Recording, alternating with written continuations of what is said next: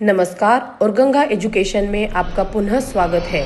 इस प्लेटफॉर्म पर आपको विधिक क्षेत्र से संबंधित महत्वपूर्ण विषयों पर व्याख्यान, विधि से जुड़े हुए प्रतियोगी परीक्षाओं की तैयारी, महत्वपूर्ण कानूनी तथ्य तथा विधिक इतिहास से संबंधित सामग्री सरल और व्यवस्थित रूप में उपलब्ध होगी।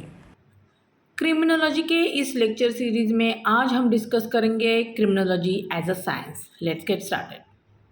TV shows, detectives, courtroom drama, criminology के बारे में हम सब ने कहीं ना कहीं सुना तो है, बट जो स्क्रीन पर दिखता है, क्या क्रिमिनोलॉजी सच में बस उतना ही है या इसके पीछे एक पूरी साइंस छिपी है?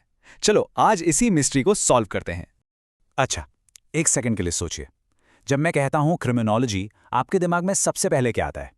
I am guessing murder, robbery, शायद कोई बहुत हाईटेक फॉरेंसिक लैब। हाँ, टीवी पे तो यही सब दिखाते हैं, but the real question is, क्या इसकी दुनिया सच में इतनी ही है? और सच बताऊं तो ज्यादातर लोगों का जवाब हाँ ही होगा। हमें लगता है क्रिमिनोलॉजी का मतलब है बस बड़े बड़े सीरियस क्राइम्स को सॉल्व करना, लेकिन पता है क्या, ये सिर्फ आधी कहानी है और अधूरा सच, जैसा कहते हैं, अक्सर सबसे बड़ा कंफ्यूजन क्रिएट करता है। तो चलो इस फिल्मी इमेज को थोड़ा साइड में रखते हैं और देखते हैं कि क्रिमिनोलॉजी की असली रियल डेफिनेशन आखिर है क्या। ओके, तो बिल्कुल बेसिक से शुरू करते हैं। इस वर्ड को ही देख लो, क्रिमिनोलॉजी। इसको अगर हम तोड़ते हैं तो दो पार्ट्स निकलते हैं, क्रिमिनल और ओलॉजी। और ओलॉजी का मतलब तो आप जानते ही हैं, द स्टडी ऑफ। सिंपल। तो at its core criminology criminals की पढ़ाई है। बट वेट, यहाँ एक वर्ड बहुत इंपॉर्टेंट है, सिस्टमैटिक। मतलब यहाँ गैस वर्क नहीं चलता, एक पूरा सिस्टम फॉलो होता है। लेकिन ये स्टडी आखिर है कितनी डीप? वेल, एक बहुत ही फेमस क्रिमिनोलॉजिस्ट थे, एडविन सदरलैंड। उन्होंने इसको ब्रिलियंटली डिफाइन किया। उनके हिसाब से क्रिमिनोलॉजी बेसिकली 3 चीजों को देखती है। पहला, ये लॉज, ये बनते कैसे हैं। दूसरा, लोग इन लॉज को तोड़ते क्यों हैं। और तीसरा, जब कोई लॉ टूटता है तो सोसाइटी, पुलिस, कोर्ट्स, हम सब कैसे रिएक्ट करते हैं। थिंक अबाउट इट, इन 3 सवालों में ही क्रिमिनोलॉजी का पूरा यूनिवर्स छिपा है। ओके, तो ये 3 सवाल तो आ गए, ग्रेट। बट इनके आंसर्स कैसे मिलेंगे? क्या ये बस किसी का ओपिनियन है कि मुझे लगता है ऐसा होता है, या इसके पीछे कोई प्रॉपर सॉलिड साइंटिफिक मेथड है? एंड द आंसर इज बिल्कुल, it's a full fledged science. ये हवा में बातें नहीं करती। क्रिमिनोलॉजी का पूरा नेचर ही साइंटिफिक है। मतलब हर चीज एविडेंस और फैक्ट्स पर बेस्ड है। इसमें प्रॉपर तरीके से डेटा कलेक्ट होता है, चीजों को ऑब्जर्व किया जाता है और फिर उस डेटा को एनालाइज करके रिजल्ट्स निकाले जाते हैं। गोल बस एक है, क्राइम को एक सोशल प्रॉब्लम की तरह समझना और ऐसी नॉलेज बनाना जो रिलायबल हो, जिसके पीछे सॉलिड प्रूफ हो, ना कि सिर्फ ऐसा लगता है। और साइंस की ना एक सुपर पावर भी है, ये कभी अकेले काम नहीं करती। क्रिमिनोलॉजी एक इंटरडिसिप्लिनरी सब्जेक्ट है। इसका मतलब समझो, ये एक मास्टर डिटेक्टिव जैसी है, जो क्राइम सीन पर अकेले नहीं जाती। वो अलग अलग फील्ड के एक्सपर्ट से क्लूज जमा करती है, ताकि उसे पूरी द कंप्लीट पिक्चर मिल सके। और ये एक्सपर्ट्स हैं कौन? देखो, सोशियोलॉजी से पता चलता है कि सोसाइटी का, आसपास के माहौल का क्राइम पर क्या असर पड़ता है। साइकोलॉजी से हम क्रिमिनल के दिमाग के अंदर झांक पाते हैं। लॉ तो ऑब्वियसली पूरा लीगल फ्रेमवर्क देता है। और इकोनॉमिक्स से ये समझ आता है कि कहीं फाइनेंशियल प्रेशर, गरीबी, ये सब तो वजह नहीं है। जब इन सब पीसेस को जोड़ते हैं ना, तब जाकर क्रिमिनोलॉजी का पजल सॉल्व होता है।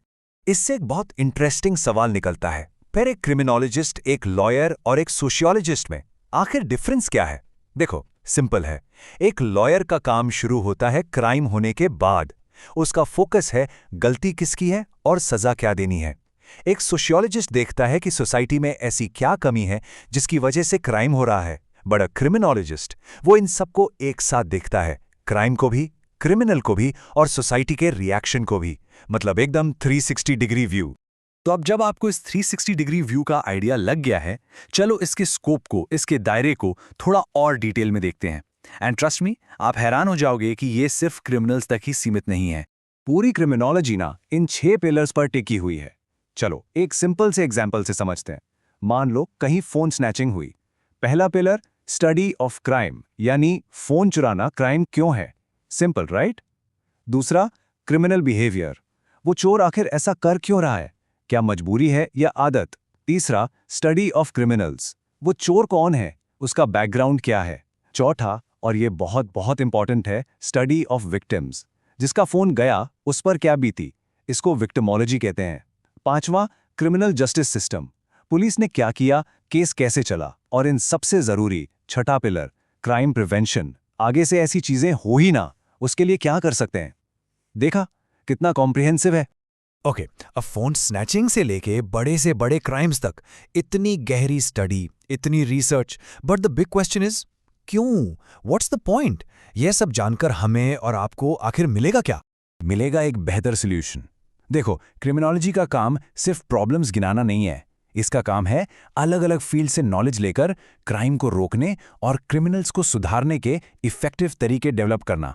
और ये सिर्फ थियोरी नहीं है। ये जो स्टडीज होती है ना, इन्हीं के बेसिस पर पुलिस की पॉलिसीज बनती हैं, नए लॉज बनाए जाते हैं। It's real world stuff. क्योंकि एंड ऑफ द डे इस सब के पीछे जो अल्टीमेट गोल है वो बस एक है, एक ऐसी सोसाइटी बनाना जो हम सब के लिए ज़्यादा सेफ हो और ज़्यादा फेयर हो, ज़्यादा जस्ट हो, जहां जस्टिस यानी इंसाफ सिर्फ एक किताबी लफ्ज़ ना रह जाए। तो अगली बार जब भी आप क्राइम की कोई खबर सुनें या देखें तो सिर्फ इस पर मत रुक जाना कि क्या हुआ, एक कदम आगे जाकर सोचना क्यों हुआ, क्योंकि उस क्यों को समझने में ही शायद एक बेहतर और ज़्यादा जस्ट सोसाइटी बनाने का राज छिपाए। इस पर ज़रूर सोचना।